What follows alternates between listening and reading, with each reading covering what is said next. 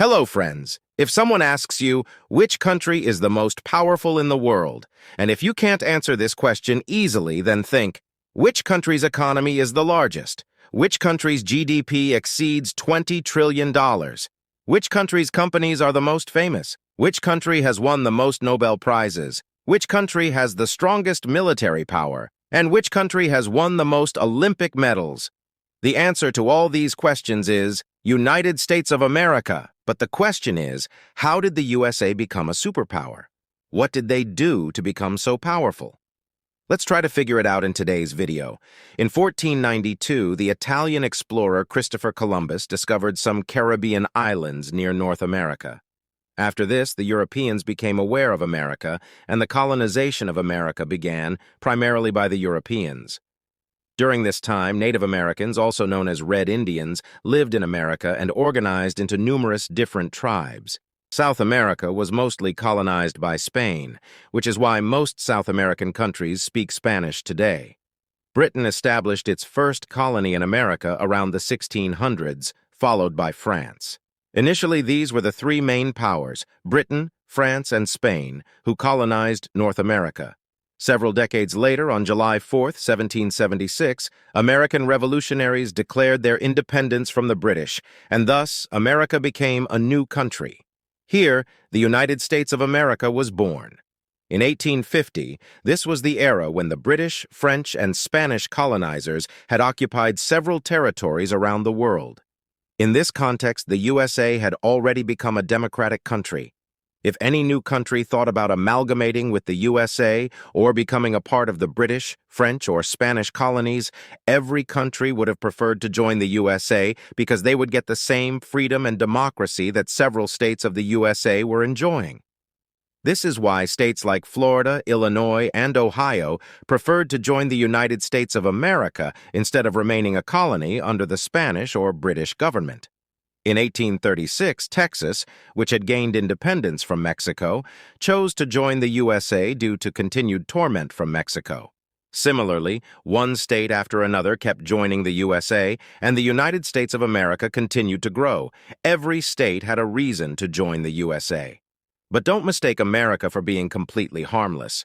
It was a democratic country, sure, but America's intention was to expand its territory as much as possible.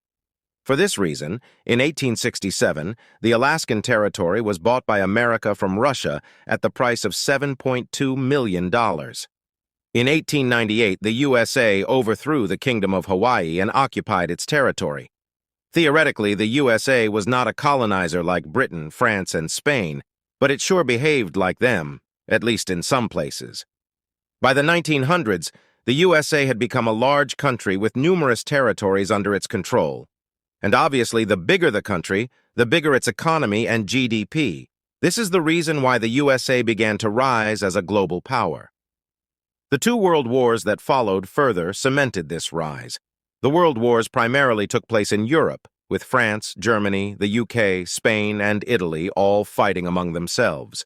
The USA, meanwhile, was sitting on the sidelines. Although the USA participated in the world wars and supplied weapons to these countries, the wars did not take place on American soil. Numerous American soldiers died in the world wars, but economically the USA wasn't adversely affected. In fact, the USA was the only country to profit from the world wars.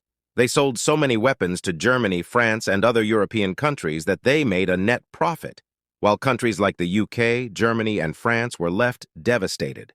When the wars started in Europe, Europeans feared their currencies would lose value and their economies would crash. To protect their wealth, they decided to buy US dollars, a stable currency in a stable country during the world wars.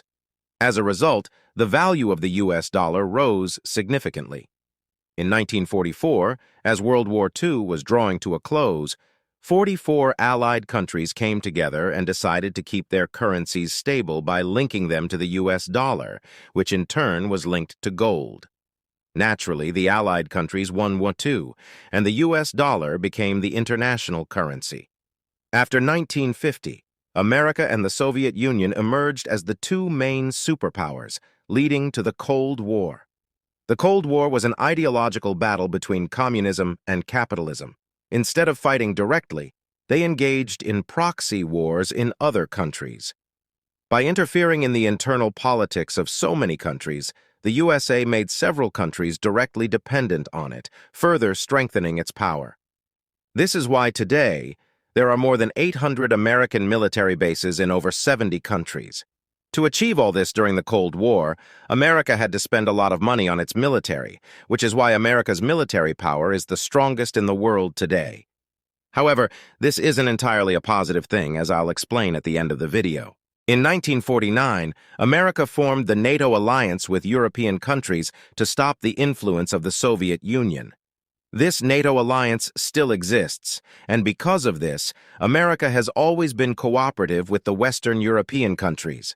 Most of these West European countries were heavily dependent on America for many years because their own economies were destroyed, while America remained quite powerful. During the Cold War, the world map showed nearly every country teamed up with either America or the Soviet Union. As a result, both countries grew much more powerful and became superpowers. After the 1990s, when the Soviet Union disintegrated, there remained only one superpower in the world, the United States of America. These geopolitical reasons contributed to America's rise, but there were also internal reasons. One significant internal reason was that American policies always attracted talent and good immigrants to the country. There are many examples of this, and these reasons are still valid today. Consider Albert Einstein, a German, who became popular after going to America. Elon Musk, a South African, came to America and became incredibly successful. America's policies and culture encourage talent and promote innovation. However, even after becoming such a powerful superpower, the ground reality of a common American is quite different. The homeownership rate in America was only 65.8% in 2020, meaning more than 30% of Americans do not own houses. America is one of the most unequal countries in the world, with the top 1% of the people owning 42% of the country's wealth. The healthcare system in America is very expensive and inadequate, with obesity levels reaching unthinkable highs. Many students can't afford their college tuition fees, leading to student debts amounting to millions. Additionally, there are no proper gun laws in America, with more than 600 mass shootings occurring in 2020 alone, resulting in over 3,000 deaths. Had America spent the money on the development of its citizens instead of the military, being a superpower might have meant something more significant. Today, countries like Norway, Denmark, and Sweden have surpassed America in terms of human development, but these countries are not known as superpowers. It may be because these countries aren't as powerful economically and their militaries aren't as strong, but for a common person, living in these Nordic countries is better than living in America. The lesson here is that a country should not strive to be a superpower. It should focus on making itself better and improving the lives of its citizens. Let the dream of being a superpower remain just that, a dream. I hope you found this video informative. If you did, please comment below and let me know what other topics you'd like to see videos on. Follow Informer Bytes for more videos like this.